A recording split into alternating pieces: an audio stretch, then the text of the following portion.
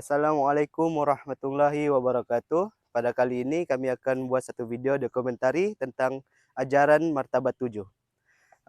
Ajaran martabat 7 ini antara ajaran sesat yang berada di Malaysia.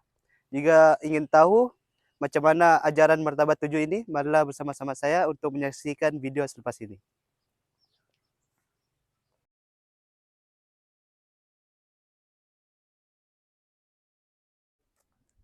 Assalamualaikum warahmatullahi wabarakatuh. Saya Nursila Jaipin akan memberitahu tentang martabat 7.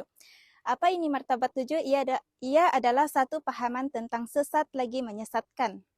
Oke, martabat 7 ini ia berkait rapat dengan ajaran tasawuf Wahdatul Wujud, yang mana ia diasaskan oleh Ibnu Arabi. Oke, ini semua adalah pahaman dari Nur Muhammad serta ajaran batiniah Syiah Islamiyah. Kemudian, ajaran martabat 7 ini ia kembali kepada ajaran bahawa hakikat yang wujud itu adalah satu dan ia berlapis 7 secara tanazulat, yaitu secara penurunan. Oke, antara ajarannya adalah yang pertama ahadiyah, yang kedua yaitu wahdiyah, manakala yang ketiga wahidiyah.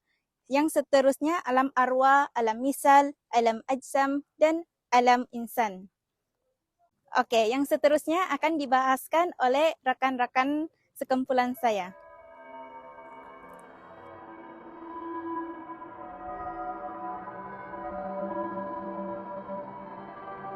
Seterusnya ialah martabat ahidiyah, wahidiyah bersifat qadim lagi azali.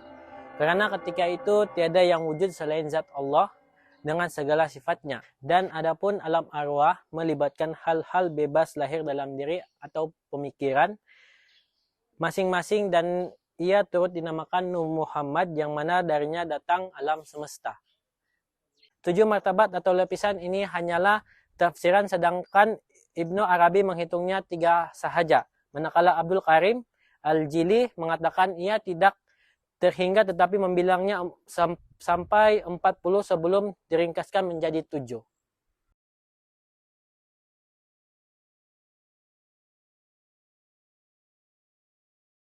Seperti yang kita tahu, setiap ajaran memiliki tujuan mereka masing-masing. Begitu juga dengan ajaran martabat 7. Ajaran martabat 7 ini kononnya bertujuan supaya manusia dapat mengenal asal-usulnya dan juga asal-usul alam semesta di mana ahadiyah, wahdah dan juga wahidah merupakan aspek batin manusia, manakala alam arwah, alam misal, alam ajsam dan juga alam ihsan merupakan aspek zahirnya.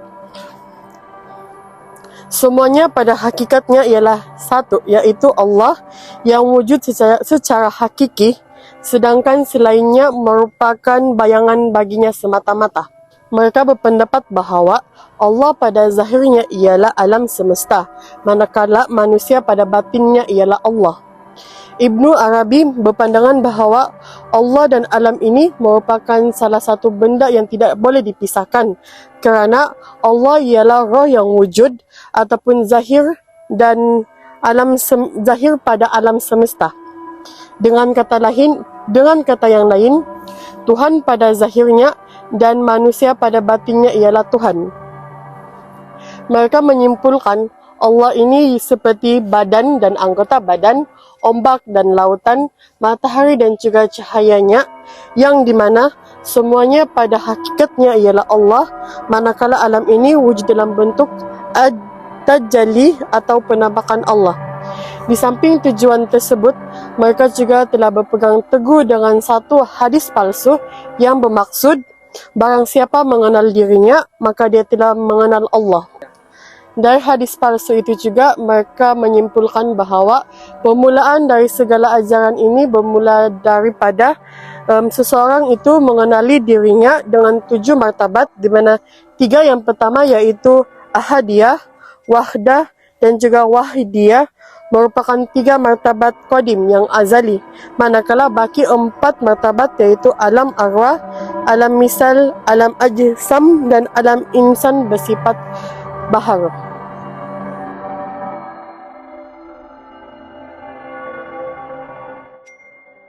Baiklah, seterusnya ialah faktor bagi kesesatan ajaran martabat 7 ini? Ialah terdapat dua, yaitu yang pertama, mereka beriman dengan hadis palsu, yang mana hadis palsu itu berbunyi, barang siapa mengenal dirinya maka dia mengenali Allah.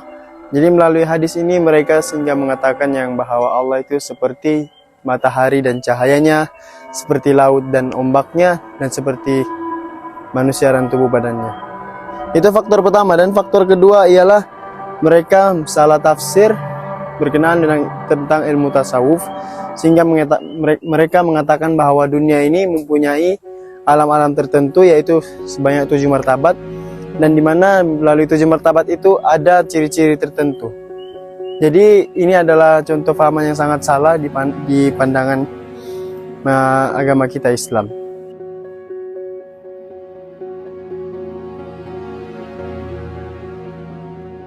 Di sebalik ajaran sesat ini terdapat langkah untuk mengatasinya. Antaranya ialah jikalau kita mempelajari suatu ilmu atau suatu golongan yang datang kepada kita, hendaklah kita menanyakan beberapa soalan kepada mereka. Yang pertama, ilmu ini dari kitab yang mana? Ini untuk memastikan kesahihan ilmu tersebut. Yang kedua, siapakah yang memakai ilmu ini? Hal ini kerana orang sunnah mempelajari ilmu fiqh, akidah, ataupun tasawuf.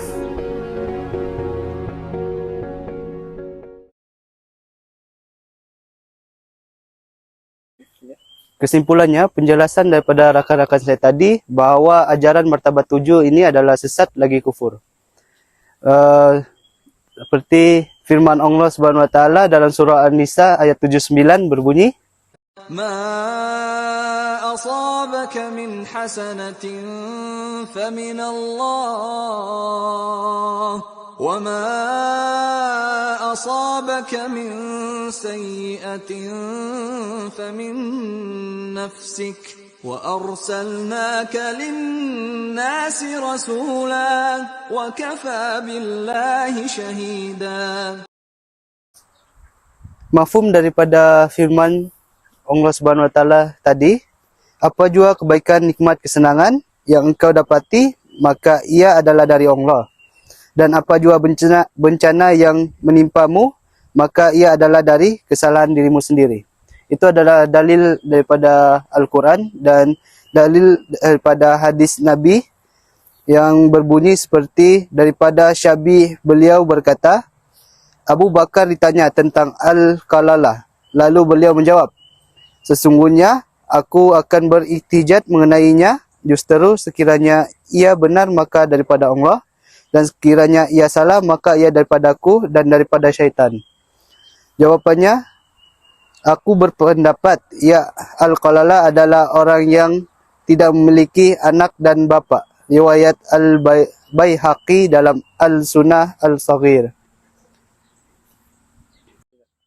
Jadi sekadar itu saja dulu video kami. Sekian dan terima kasih.